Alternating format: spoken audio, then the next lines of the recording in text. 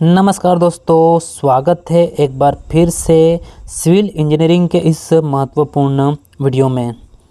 दोस्तों, हम घर को बनाने में लाखों रुपये खर्चा करते हैं,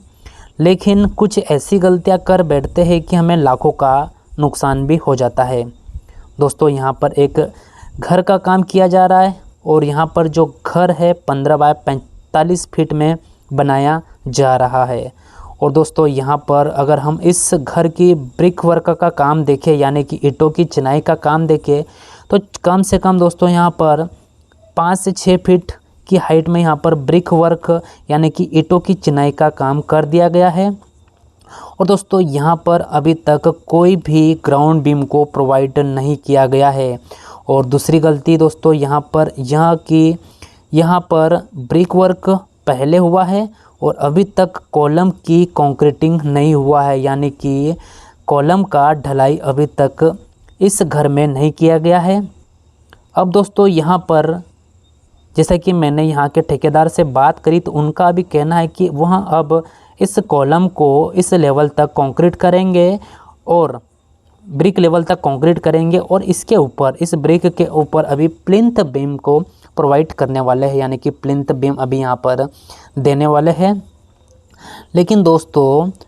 जब इसमें प्लिंथ बीम अभी जब बनाई जाएगी, उसके बाद जब इसमें बैक फिलिंग के लिए यहाँ पर मिट्टी फिलिंग की जाएगी, यानी कि सॉइल फिलिंग किया जाएगा, तो सॉइल फिलिंग का जो लोड रहेगा, वह लोड का जो प्रेशर रहेगा मिट्टी का, ठीक है, वो इन वालों की ओर रहेगा। दोस्तों, वाल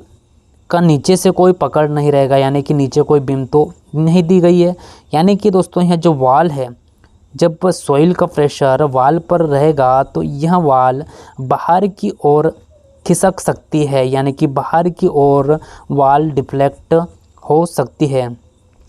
तो दोस्तों यहाँ पर सबसे पहले तो हमें ग्राउंड बीम देना चाहिए और ग्राउंड बीम देने के बाद कॉलम बनाना चाहिए, कॉलम की कंक्रीटिंग होना चाहिए, उसी के बाद हमें ब्रिक वर्क का काम करना चाहिए। दोस्तों, अब हमें ग्राउंड बीम पर कॉलम बीम क्यों देना चाहिए ग्राउंड बीम? क्योंकि दोस्तों जो ग्राउंड बीम है वह स्ट्रक्चर का सारा लोड, ठीक है, जितना भी हमारा घर का जो स्ट्रक्चर लोड रहता है,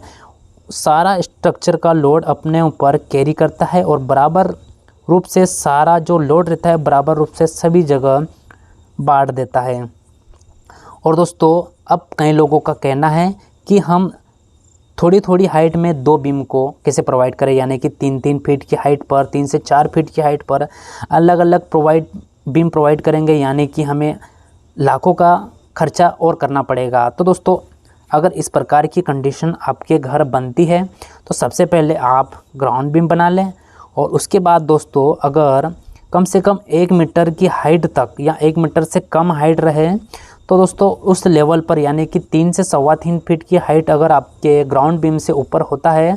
उस लेवल पर अगर आपका प्लिंथ लेवल होता है, तो आप वहां पर सिर्फ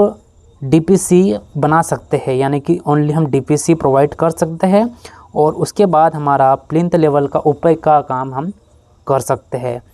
लेकिन दोस्तों, अगर इससे ज़्यादा हाइट होती है, कम से कम 4 फीट से ज़्यादा की हाइट रहे, तो वहाँ पर दोस्तों आपको बीम ही बनाना होगा, तभी आपका घर मजबूत और अच्छा स्ट्रॉन्ग बन पाएगा। ठीक है दोस्तों, आपको हमारा यह वीडियो कैसा लगा कमेंट कर ज़रूर बताइए। थैंक यू दोस्तों।